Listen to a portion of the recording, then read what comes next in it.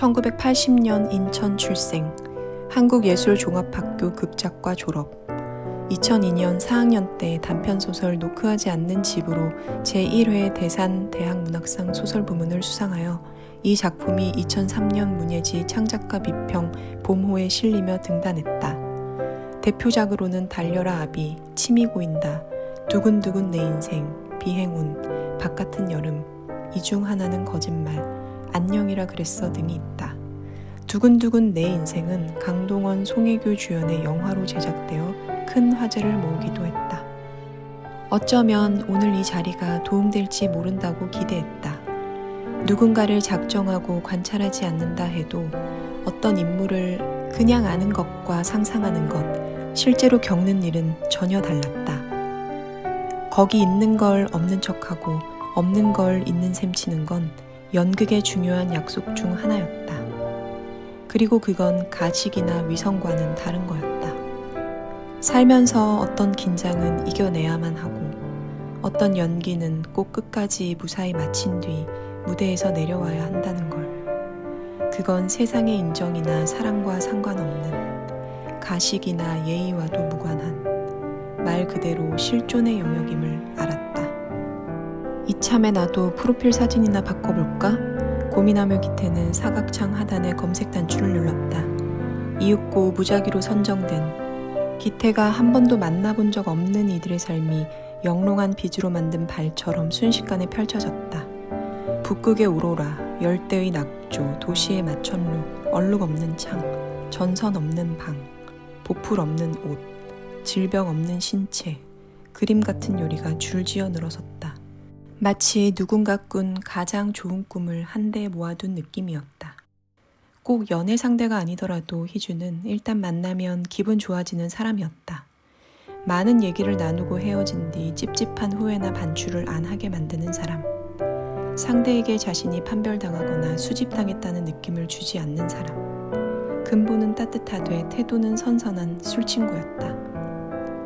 만일 기태의 가슴에 어떤 그리움이 남았다면 그건 희주가 아니라 그녀와 함께한 시절들 때문이었다. 맑은 몸과 마음으로 서로에게 집중했던 때, 몸의 불편을 몰라 몸을 잊고 몸에 몰두했던 때, 몸과 마음의 욕구가 거의 일치했던 때, 그런데 그 상대가 서로라서 더 좋았던 때 덕분에. 봐봐, 지금 우리 바다 위에 있어. 정말이네? 썰물로 바닷물이 싹 빠진 모래사장이 위성지도상에 여전히 바다로 나온 걸 가리키며 한 말이었다. 그 뒤 기태는 낯선 동네를 헤맬 때마다 그날이 생각나곤 했다. 가장 과학적인 기기가 아름다운 방식으로 잘못된 정보를 알려줬던, 우리가 정말 불가능한 장소에 온 것 같은 착각을 준 어느 한낮이. 기태는 자신을 둘러싼 좌표는 그대로 돼 나라는 점만 이동하리라 착각했었다.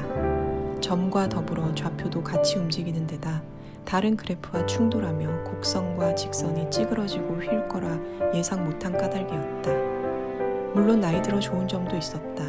젊은 시절 여기저기 빵가루처럼 지저분하게 흘리고 다닌 말과 마음들, 담백하지 못한 처신들, 쉽게 흥분하거나 화를 낸 뒤 엄습한 부끄러움 같은 건 이제 많이 줄었으니까. 경험이 많다는 건 경험을 해석했던 경험이 많다는 뜻이기도 하니까. 오랜 시간 질 좋은 음식을 섭취한 이들이 뿜는 특유의 기운이 있었다. 단순히 재료뿐 아니라 그 사람이 먹는 방식, 먹는 속도 등이 만들어낸 순수한 선과 빛, 분위기가 있었다. 편안한 음식을 취한 편안한 내장들이 자아내는 표정이랄까?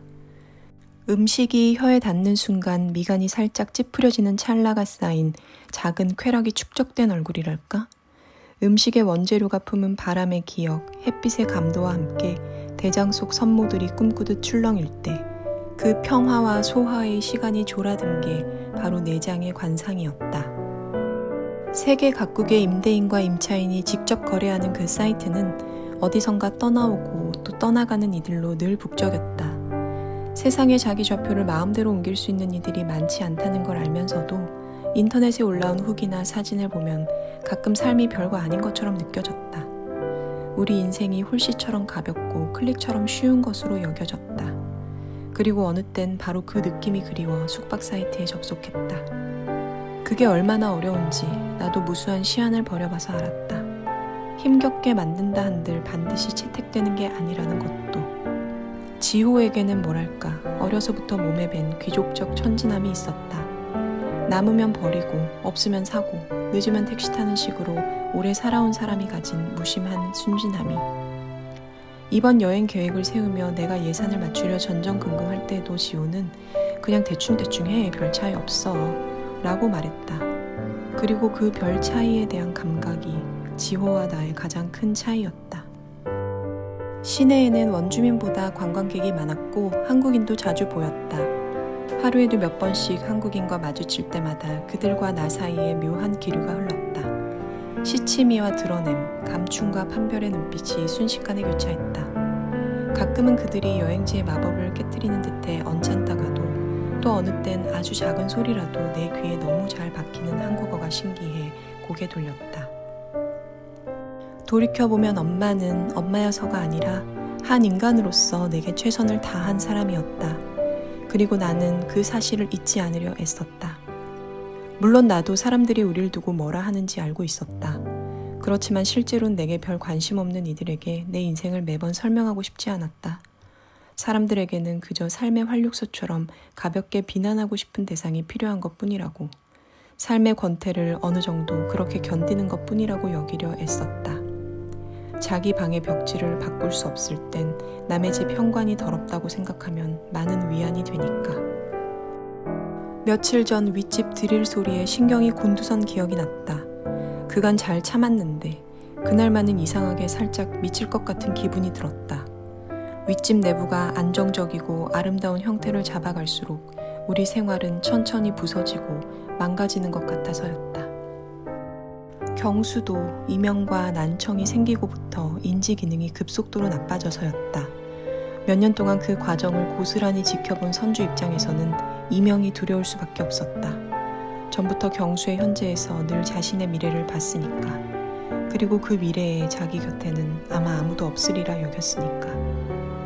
선주는 아직까진 괜찮아, 더 버틸 수 있어 라는 암시로 일상을 꾸려나갔다. 하지만 선주는 알고 있었다. 자신이 어떤 중요한 문제를 계속 모른 채 하고 있다는 걸. 너무 무겁고 괴로운 문제라 최대한 그 답을 미루고 있음을. 그리고 그건 기진도 마찬가지였다. 우리 몸은 어떤 자극이 왔을 때 둘 중 한 가지를 선택한다. 받아들이거나 도망치거나. 하지만 이명의 경우 몸이 어떤 결정을 내려야 할지 몰라 혼란스러워한다. 우리는 그 혼란을 받아들이고 익숙해져야 한다. 하지만 익숙해지라니 그게 어디 쉬운 일인가.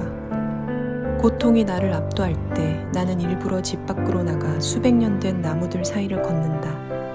갓 걸음마를 뗀 아기가 엄마 아빠의 가랑이 사이를 통과하듯 키 큰 나무들이 줄지어 늘어선 공원을 지나간다.